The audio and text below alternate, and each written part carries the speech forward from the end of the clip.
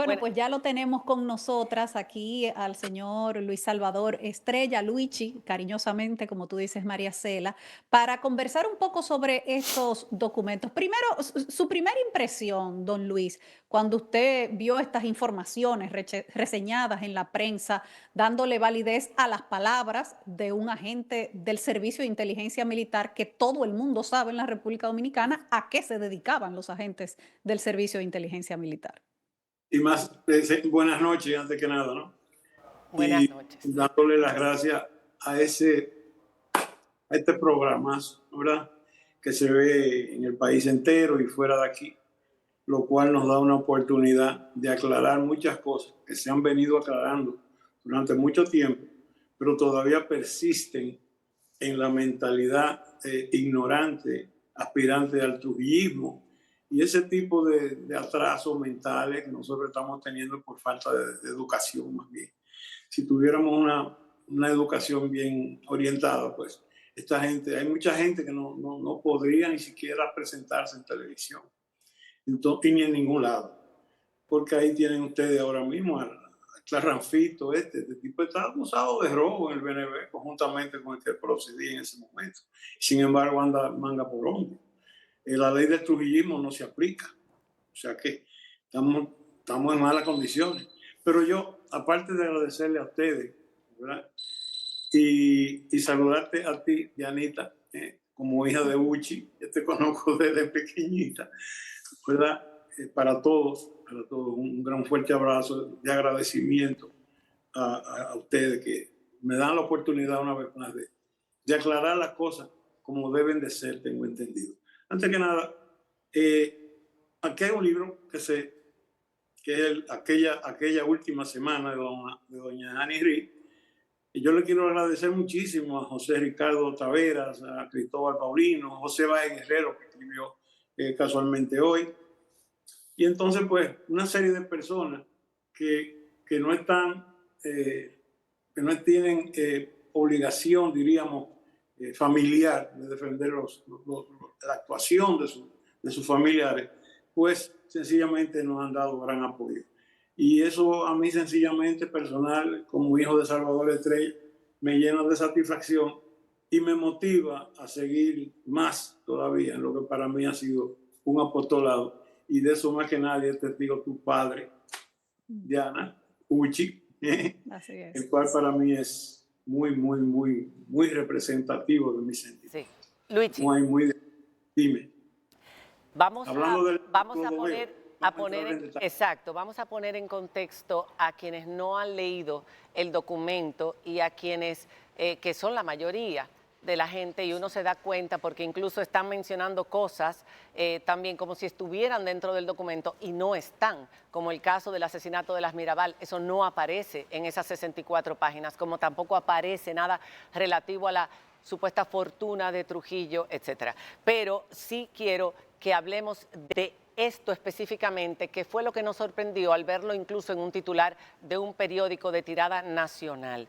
Dijo este señor, Ortiz, porque en el documento aparece como Ortiz, Sí. Ortiz, Clodoveo Ortiz, sí, en un sí. interrogatorio que se les realizó por el FBI, así mismo lo dicen, y aparece dentro de este documento de la CIA, desclasificado, porque son muchas las agencias, muchos documentos de diferentes agencias que aparecerán en estos desclasificados por Donald Trump. Él decía que Antonio de la Maza, lo voy a citar literalmente, traducido al español, estando recluido en la casa después de haber cometido el ajusticiamiento, después de haber ocurrido la noche del 30 de mayo, se refugian en la casa de Robert Reed Cabral. Y estando, se refugian, él dice, Pastoriza, Juan Tomás Díaz, Antonio de la Maza y tu padre, Salvador Estrella Sadalá. Y dice que estando recluido en la casa de Robert Reed Cabral, junto a tu padre, a Pastoriza y a Juan Tomás Díaz, llamó a la esposa del doctor Reed y al doctor Reed, le ordenó salir del cuarto y la violó en frente de sus compañeros, y que tanto tu padre cómo Roberto Pastoriza se pusieron furiosos, indignados, molestos. ¿Quiénes fueron a la casa del joven doctor Robert Reed Cabral ese día? ¿Y qué pasó allí? Mira, María Cela y ustedes que están ahí, honrándome a mí con la invitación. Les voy a decir algo. En buen dominicano, yo creo que ni eso ni él se lo cree. Y se necesita tener un desconocimiento total de los hechos acaecidos el 30 de mayo y subsiguientes. Primero, Fifi Pastoriza no fue nunca a la casa de Robert. Nunca fue a la casa de Robert Reed. Fueron llevados Salvador, Antonio de la Maza y Juan Tomás Díaz por Marcelino Vélez Santana a la casa de Robert Reed, que se brindó ante Marcelino. Vengan para acá hasta que se resuelva. Como dice mi libro, que lo puso en circulación tu papá, el Dianista. ¿Tú me entiendes? Hizo una película, el Teniente Amado, también después, basado. Y lo cual también, don Luigi, perdóneme que lo interrumpa, lo confirmó también su hermana, que él le dio refugio a los ajusticiadores. Él acordó esconderlos a los ajusticiadores, dada la situación que había. Sí. Seguro. En principio, lo que se dijo en los periódicos fue que ellos entraron intempestivamente y empujando la puerta y se entraron a la casa como si la fueran a ocupar. Mentira. Fueron llamados y aprobados por Robbie, como le decían, y por la señora, la doctora, también pediatra, que mi padre se refería a ella cuando íbamos a ver a la Victoria, como una mujer en esa época que no había había un machismo. Decía mi padre, esa es una mujer con pantalones. O sea, era una mujer valerosa, valiente y sangre fría. Y él decía, esa cubana, porque ella era cubana. Pediatra cubana. Pediatra cubana. Y doña Ana Enrique, gracias a Dios, todavía vive, ¿verdad? Con varios años, escribió aquella última semana, que ahí detalla todos los datos uno por uno, día por día, cómo se desarrollaron esos terribles hechos desde el 31, o desde el 31, al principio del 31 en la noche, hasta el día 4, que ellos abandonaron la residencia de Robert Reed, a insinuación de ellos mismos. Señores, vámonos de aquí, porque aquí esta casa va a ser allanada y vamos a acabar de comprometer al doctor. Esa es otra inconsistencia, don Luigi, porque en el testimonio que le da el agente del CIN, Ortiz, al FBI, parecería que ellos pasaron solo unas horas en casa del doctor Robert Reed Cabral y se fueron. Llegaron, hicieron una tropelía y se fueron. Pero ellos estuvieron varios días escondidos. Por eso te digo que ni él mismo se lo cree. Además, señores, óigame, perder el tiempo hablando de Clodoveo Ortiz. ¿Quién era Clodoveo Ortiz? Clodoveo Ortiz fue un teniente de la Marina de Guerra, ¿verdad? Y trabajó en el SIM, Servicio de Inteligencia Militar, comandado por John Aves García, ¿verdad? Yo lo conocí a este bandido. Yo lo conocí en La Victoria, porque mi tío fue teniente de la policía y lo llevaron a La Victoria a comandar la cárcel, una parte de la cárcel. Y yo iba donde él, al único tío que tengo de parte de mi madre que está vivo. Y él me presentó y me dijo, ven a ver, Luigi, para que tú veas quiénes fueron. Y ahí estaba Dante Minervino, ahí estaba Ernesto Scott, el Mr. Scott, y se le hizo un cuadro a mi padre y le escribió una carta lindísima a mi padre. Yo lo digo en un libro. Entonces, ahí estaban varios de los asesinos de esa época en La Victoria en ese tiempo. Fueron desapareciendo, diluyéndose.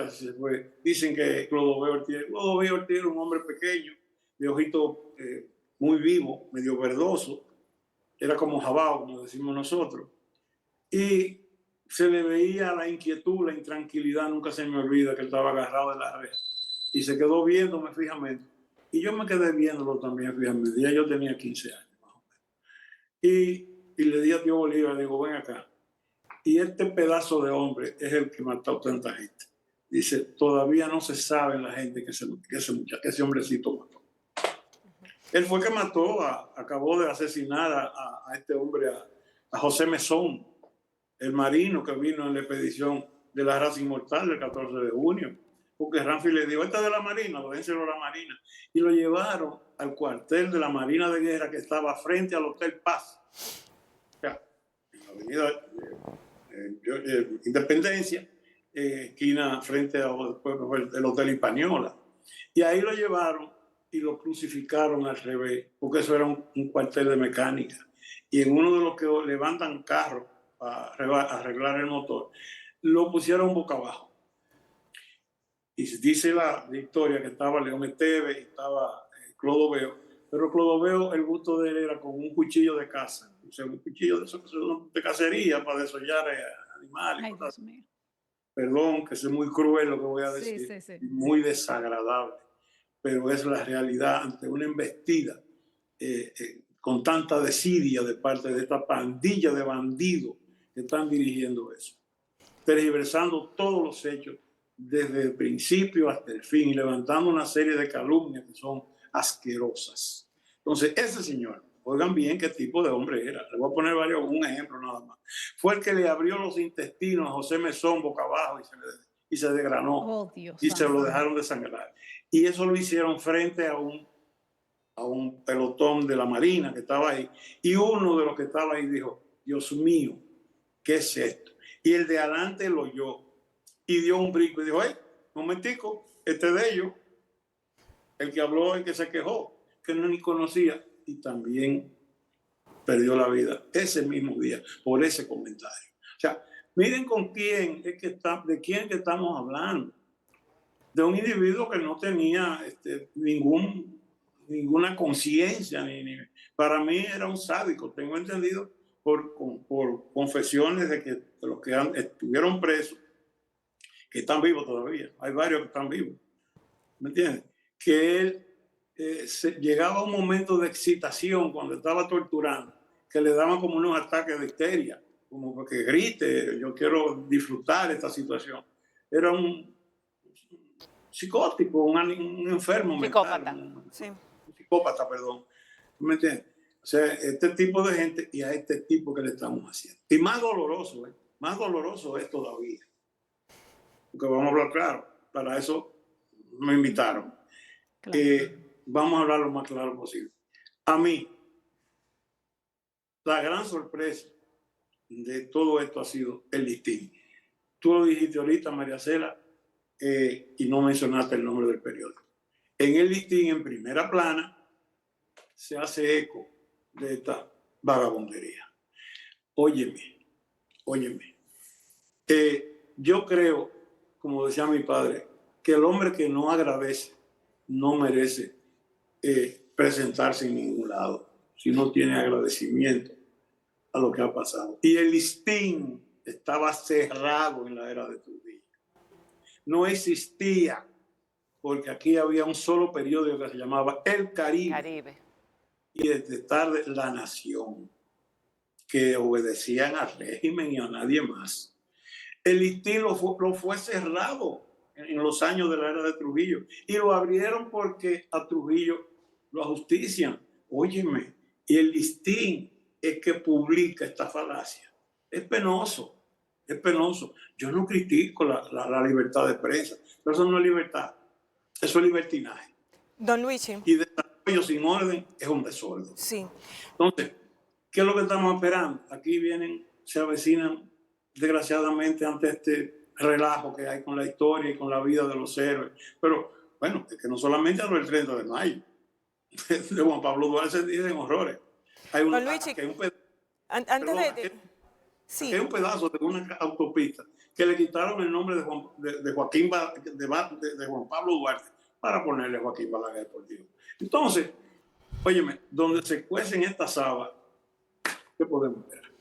Hablando de donde se cuecen las habas, el tema de la participación de Estados Unidos en todos los preparativos previo al ajusticiamiento era un tema que no es nuevo, que lo hemos escuchado mencionar con anterioridad. Sin embargo, En estos documentos se menciona el tráfico de armas a República Dominicana y la extensión hasta este punto de la historia. Se mencionaba, pero antes. En estos documentos se habla de que también se suministraron armas para el ajusticiamiento. ¿Cuál es la veracidad de esa información?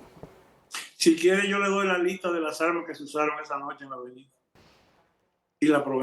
y de dónde vinieron. Incluso yo tengo había secado el arma que usó mi padre, un revólver 38 que lo compró en la ferretería Lee en el año 58. Un revólver Smith & Wesson con cañón semilargo, y yo lo tuve aquí hasta hace un tiempo, que se lo entregué a una persona que merece tenerlo igual o más que yo. Por muchísimas razones. 2 escopetas calibre 12 de repetición semiautomática que fueron recortadas por Miguel Vicié, que era dueño de los Navarros, y los cartuchos preparados por ellos mismos.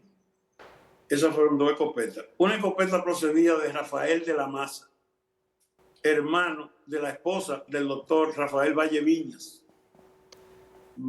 médico de Balaguer. Esa es otra historia.